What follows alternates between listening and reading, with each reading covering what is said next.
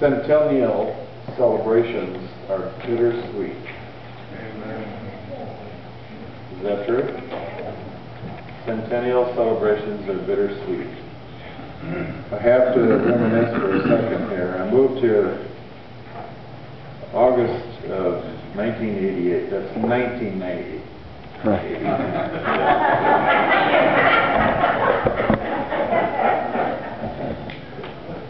A few months after I moved here, I was acquainted with conference committee members of the governing body, and I noticed one day in the newspaper a cartoon that someone had drawn of a Idaho cowboy gunslinger. He had two guns, one on each hip. He had a hat pulled down over his big brushy white eyebrows and a mustache.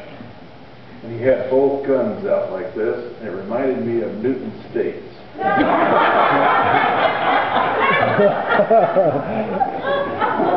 I cut the cartoon out of the newspaper, and Sharon said, "Don't do that." And I put his name at the bottom. I don't know if he's still got it framed in his house or not, but he should. 100-year celebrations are bittersweet, aren't they? I was thinking back this week a little bit about some time I spent with my grandfather in 1958.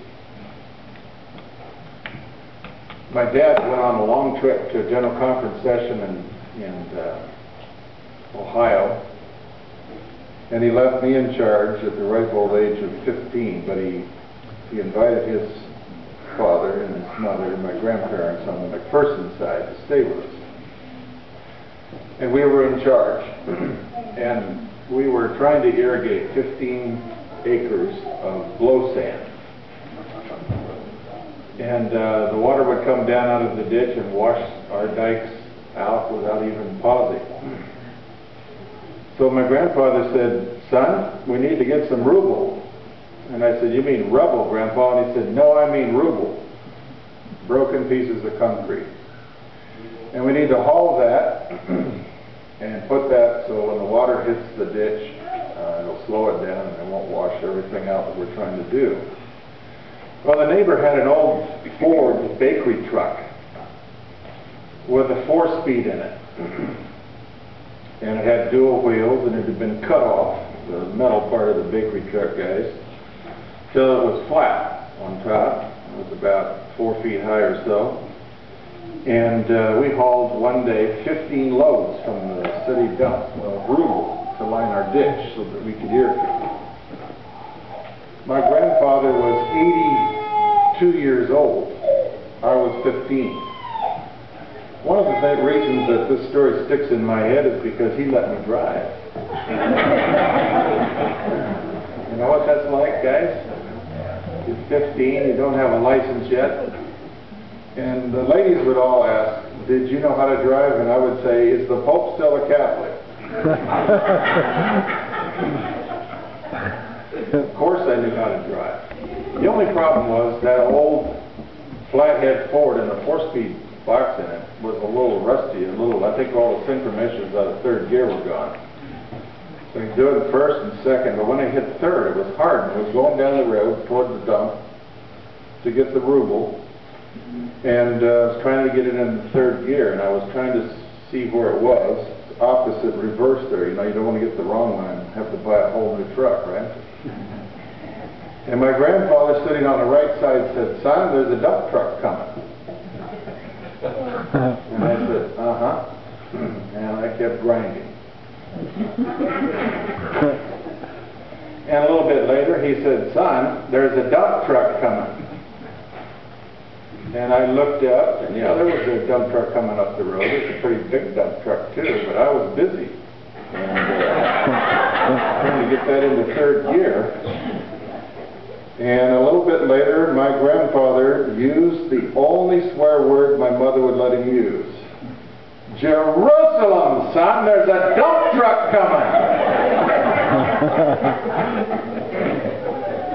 And I looked up, and the dump truck filled the whole windshield. Oh, no.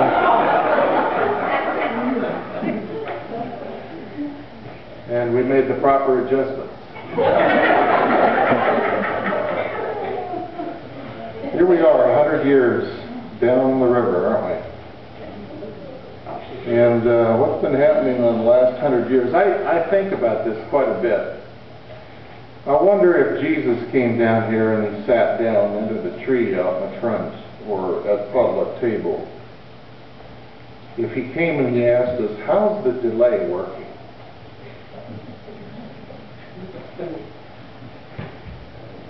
If he came down and the whole world sent representatives from all parts of the world, how's the delay working? What's been going on the last 100 years? My wife went online for me. She helps me with research sometimes. 100 years ago, some German scientist found a cure for syphilis. Good thing? Probably. Made a lot of people breathe easier, right? Shackleton found the magnetic South Pole. NAACP was organized. 1909. Construction on the Titanic was begun. The Roman Catholic Church named Joan of Arc a saint. 259 miners died in a mine in southern Illinois. Here's one that will really shock you. The first credit union in the United States was established. The first event held at a place called Indianapolis Motor Speedway. Remember that? 1909. Construction was begun on a city called Tel Aviv in Israel. And the Ottoman Empire, you know what religion that is? Were slaughtering Armenian Christians. 1909. You could go to a Sears catalog and you could buy a Tin Lizzie. Anybody here know what a Tin Lizzie is? Ford. Model T Ford. You know what the price was? $600. $850. $12.50 was the average minimum income for those days. Then a whole bunch of interesting people were born in 1909. Benny Goodman, Burl Ives, Katharine Hepburn, Douglas Fairbanks, Barry Goldwater, and Al Capp and some others. Stamps cost 2 cents. 2 cents. The first movie review was done in 1909. I got another movie review here this morning. It's of Angels and Demons. The #1 box office attraction in the United States currently. And it's a movie review done by an individual who writes for the New York Times. And he says some things I think it's interesting for us as Seventh-day-Adventists to review and to understand. He says this movie is selling a theology. It's impossible to make a movie without doing that, by the way, isn't it? Selling a theology. So I'm interested in theology, and I'm interested. He talks about how it's really critical. Some of the greatest hits of anti-Catholicism is in this movie.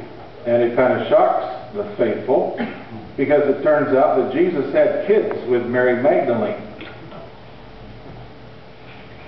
And then he says, in the Brownian worldview, that's the author of Angels and Demons,